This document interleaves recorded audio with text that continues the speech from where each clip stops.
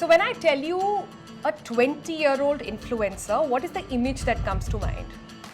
Well, clearly not this. But Janhvi now, who's recently been awarded the Fashion Icon in the Heritage category Influencer Award by the Prime Minister himself, is clearly started a trend of her own.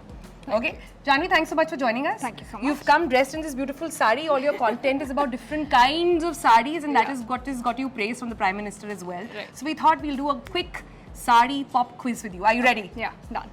So you have to give me a sari for different occasions and moods.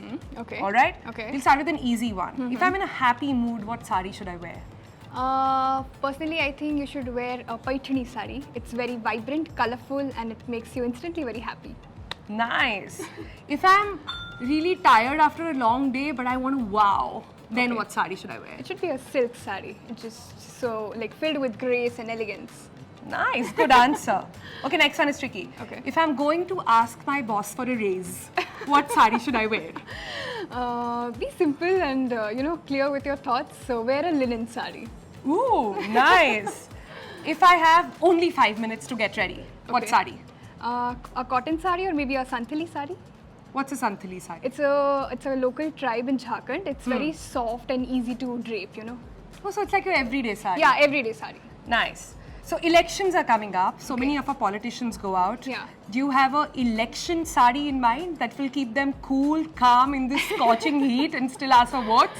I think it should be again linen or cotton sari, but again, a politician should represent their culture. So they can, go for ikat or ajrak or there are many other prints, kosa. Smart answer there. And ultimately, if I were to feel like a boss lady, what's Yeah. the sari should I wear? A Banarasi sari all the time.